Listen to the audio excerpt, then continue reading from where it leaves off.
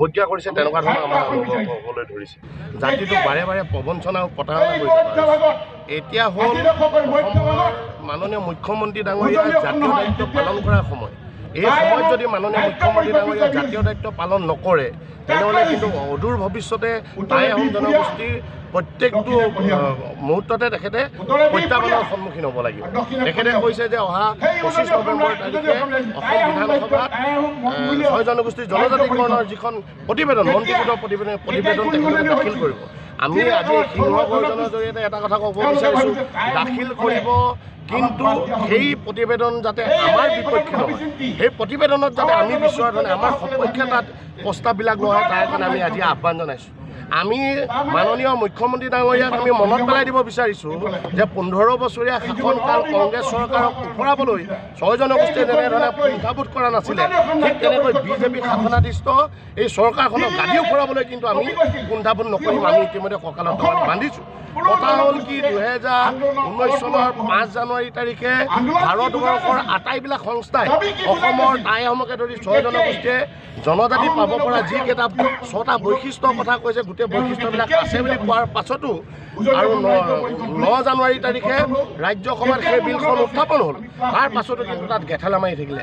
কাৰোবাৰ ভাবুকিত, কাৰোবাৰ ধমকিত যদি এয়া গেঠেলা মাৰি আছে, তেনেহ'লে আমি আহ্বান জনাব বিচাৰিছোঁ, এই প্ৰতিবেদন স্পষ্ট ৰূপত এটা কথাই হ'ব লাগে যে আমাক জনজাতি মৰ্যাদা দিব লাগে, ৰাষ্ট্ৰপতিৰ চহী হ'ব লাগে, গেজেট নটিফিকেশ্যন হ'ব লাগে। আমি জনজাতি মৰ্যাদা বিচাৰি আছোঁ। তেখেতলোকক এটা কথা কৈ দিব বিচাৰিছোঁ, যিসকলে আমাক বিৰোধিতা কৰি আছে। আমি জন্মসূত্ৰে জনজাতি, যিহেতু টাই আহোমৰ 6টা থানৰ 5টা ইতিমধ্যে জনজাতিৰ মৰ্যাদা লাভ কৰি আছে। কেৱল ৰাজনৈতিক চক্ৰান্তত কৰি আমি টাই আহোমসকলে নাপালোঁ। গতিকে এতিয়া আমাক যিসকলে বিৰোধিতা কৰিছে সেইসকলক ক'ব বিচাৰোঁ, আমাৰ জনজাতিকৰণৰ যি অনুসূচিত জনজাতি তাৰ তালিকাভুক্ত কৰিব লাগে। তাততো আপোনালোকৰ অধিকাৰ খৰ্ব নহয়। আমিতো আপোনালোকৰ যি 17% অধিকাৰ পাই আছে, তাৰ পৰাতো আমি অধিকাৰ বিচৰা নাই। আমি অধিকাৰ বিচাৰিছোঁ চৰকাৰৰ পৰা। আমি অধিকাৰ বিচাৰিছোঁ আমাৰ প্ৰাপ্য, আমাৰ অধিকাৰ, আমাৰ প্ৰাপ্য যি সংবিধানে দিছে। আমি কোনোবা জনগোষ্ঠীৰ ওচৰত বিচৰা নাই। আৰু তেখেতলোকে বাৰে বাৰে আমাক বিৰোধিতা কৰি থাকিব, এই কথাটো কিন্তু ভাল হোৱা নাই। তেখেতলোক আমাৰ ককাই ভাই, জাতিৰ আমাৰ বন্ধু, আমাৰ বান্ধৱ ককাই ভাই। আমি বৈবাহিক সূত্ৰেও তেওঁলোকৰ লগত আমাৰ সম্পৰ্ক আছে। স্বৰ্গদেউ চাওলুং চুকাফাৰ আদৰ্শক আমি আজিৰ তাৰিখতো আমি সৰুগত কৰি আমি আগবাঢ়োঁ। গতিকে তেখেতলোকলৈ আহ্বান জনাম, তেখেতলোকৰ যি দাবী দাবাজ আছে চৰকাৰক জনাম। আমাৰ বিৰোধিতা কৰি আমাৰ সংগ্ৰামখনক মষিমূৰ পৰা আপোনালোকে কোনো ধৰণৰ চিন্তা নকৰিব। ইয়াৰ লগতে অসম চৰকাৰক এটা কথা জনাই দিব বিচাৰিছোঁ, আজি যিদৰে ধেমাজিৰ পৰা গাড়ীবিলাক নি চাবুৱাত চৰকাৰী প্ৰগ্ৰেম পাতিছে, আমাৰ সংগ্ৰামখনক মষিমূৰ কৰিবৰ কাৰণে আমি আহোম ৰাইজ কিন্তু বহি থকা নাই। আমি খোজকাঢ়ি হ'লেও আহিম। আজি আপোনালোকে দেখিছে সিংহ গৰ্জনৰ মানুহে স্বতঃস্ফূৰ্তভাৱে ওলাই আহিছে। আহ্বায়ক সমিতিয়ে গাড়ী দিব পৰা নাই যদি তেওঁলোকে এই যি আমাৰ প্ৰাপ্য, এই প্ৰাপ্য বিচাৰি ওলাই আহিছে। গতিকে চৰকাৰক আমি সাৱধান কৰিছোঁ, আপোনালোকে আৰু আমাৰ ওপৰত চক্ৰান্ত নকৰিব। প্ৰৰোচনা প্ৰবঞ্চনা বহুত হ'ল, লালিপপ বহুত দিলে। এইবাৰ কিন্তু 25 তাৰিখ সেই সময়সীমা।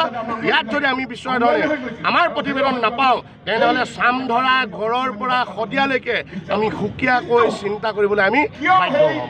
জাতিটোৰ প্ৰতি যেতিয়া পিঠি দিয়ে আৰু জাতিটোক যেতিয়া দুৰ্যোগৰ মাজলৈ ঠেলি দিয়ে, তেতিয়াই ৰাইজ একত্ৰিত হয়, তেতিয়া সংগ্ৰাম। আৰু এই সংগ্ৰামো এখন জাতীয় সংগ্ৰাম। এই সংগ্ৰাম নিয়ে এটা কথা কৈছোঁ যে তোমালোকে কৈছিলা 6টা জনগোষ্ঠীক জনজাতিকৰণৰ মাধ্যমেৰে অসম আৰু অসমীয়াৰ সুৰক্ষিত ভৱিষ্যতটো সুনিশ্চিত কৰি তাক তোমালোকে কৰা নাই, কৰিব বিচৰা নাই। কিয় কৰা নাই? কিয় তোমালোকে জাতীয় দায়িত্বৰ প্ৰতি পিঠি দিছা? কিয় অসমখন বিদেশী চৰণীয়া পথাৰে হ'বলৈ তোমালোকে এৰি দিছা? কিয় অসমৰ ভূমি, অসমৰ সম্পদ, অসমৰ বায়'ডাইভাৰ্চিটি, অসমৰ ৰাজনীতি সকলো তোমালোকে থান-মান কৰিব বিচাৰে? তাৰ উত্তৰটো আমাক লাগে। আৰু সেই উত্তৰটো বিচাৰি আমি ইয়াত আজি সমবেত হৈছোঁ। আৰু 26ৰ নিৰ্বাচনৰ আগত যদি আমাক জনজাতিকৰণৰ মৰ্যাদা প্ৰদান কৰি অসম আৰু অসমীয়াৰ সুৰক্ষিত ভৱিষ্যত তেখেতলোকক সুনিশ্চিত নকৰে, তেতিয়াহ'লে অসমৰ পৰিৱেশ বেলেগ হ'ব, পৰিস্থিতি বেলেগ হ'ব। কাৰণ জনতাই নিজে নিজৰ ভৱিষ্যতটো ৰক্ষা কৰিব লাগিব। সেইকাৰণে সংগ্ৰাম হ'ব আৰু এই সংগ্ৰাম দীঘলীয়া। কোনোবাই বিৰোধিতা কৰিছে মানে তেখেতলোকৰ মানে শংকা আছে, সংশয়। শংকা আৰু সংশয় থকাটো স্বভাৱ।